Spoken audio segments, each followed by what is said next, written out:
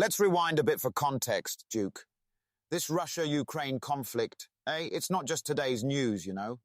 It started all the way back in 2014 with Crimea. That's when things began spiraling. But then, in 2022, the war took center stage again, escalating into what it is now.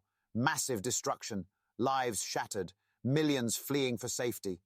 Entire communities, families scattered, Duke. It's tragic, deeply tragic. Yeah, a total mess. And you know, Emeka, it's not just a humanitarian disaster. It's destabilizing the whole region. I'm talking geopolitical shifts, security nightmares. It's chaos.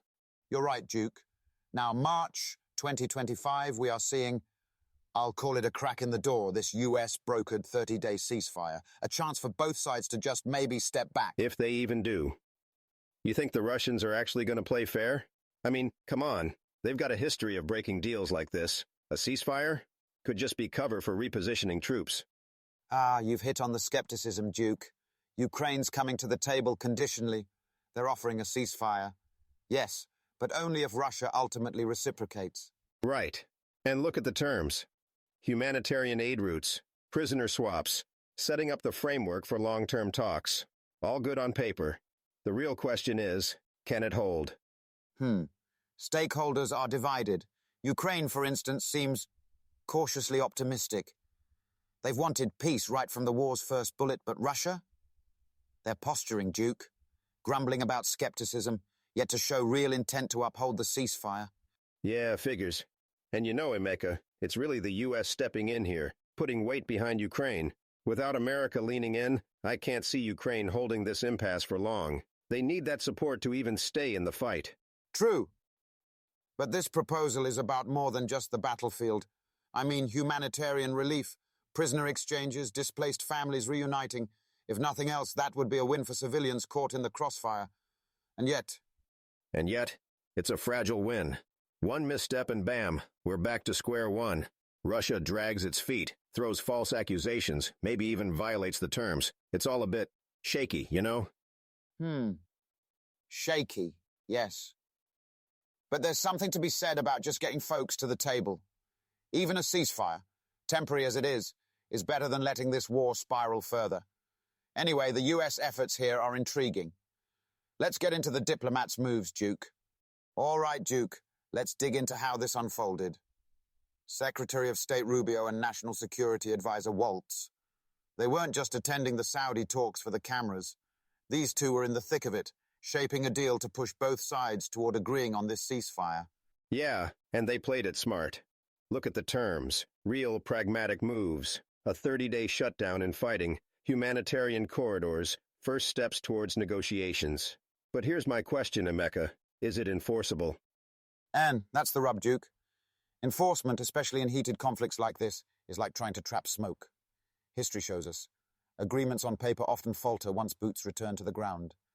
You remember the Korean armistice setup? Oh yeah, all those DMZ patrols, back and forth monitoring. And even then, violations still creeped in. So what's different here? What's different? US leverage, and wait for it, the minerals deal. That deal isn't just some economic line item, it's ammunition, strategic ammunition.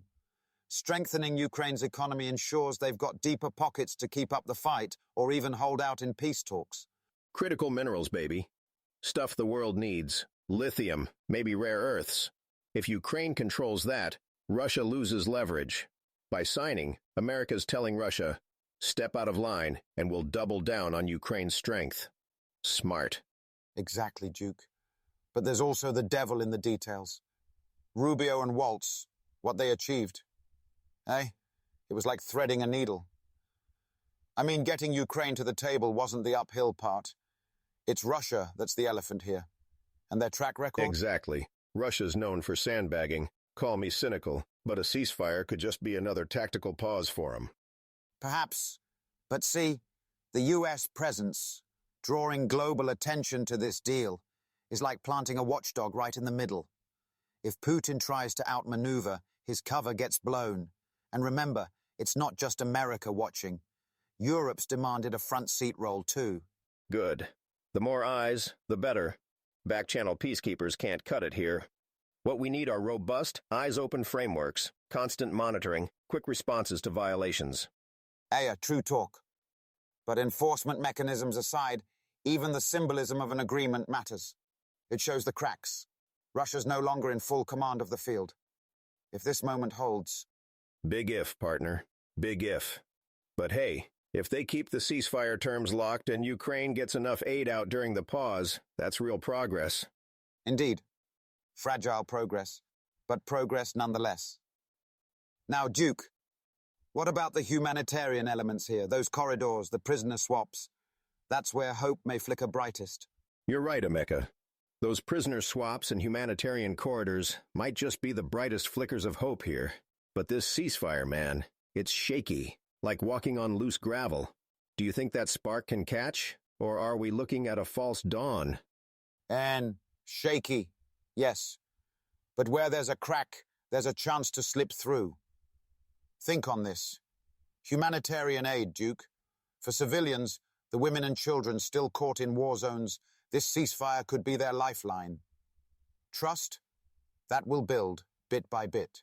Yeah, but trust's a tall order in a fight like this. Russia's history, it's not exactly inspiring confidence. We're talking about a regime that knows how to game the system. Ceasefires. They've used them to regroup, rearm, and roll out more destruction. So what keeps this one different, Emeka? Accountability, my friend. Robust monitoring, quick reporting of violations. That'll test the waters. But let's not forget. Trust is like building a fortress, one stone at a time. History tells us that. Look at the Korean armistice. It held enough to stop open conflict, despite breaches. Yeah, but even that was a stalemate, not a win. And listen, you've also got external players stirring the pot. US, Europe, NATO. They might help stabilize, sure, but they could also add to the mistrust here. True. And yet their involvement acts like a referee in a match. Without that third party, the game could devolve into chaos. And Duke, think of the long-term value. The displaced families finding safety, prisoners given a new lease on life. Even moments of doubt matter in the grand game. Still feels like we're spinning plates. One slip, bam, all comes crashing down. But if, and that's a big if, the pieces fall right, this fragile step might just hold firm enough to make a difference. And that's what matters most, my brother. Even fragile progress is better than none. This war, this struggle, for peace to hold, they all need to lean in, 100% commitment, no deceits, no backdoors. So bottom line, hope for the best, but brace for the worst. That's how wars wind down, or don't. And on that note, we'll call it a day. Listeners, it's been an intense discussion as always. Duke, always an honor sparring minds with you. Same to you, Emeka. Folks, thanks for tuning in. Stay sharp, stay strong. Catch you next time.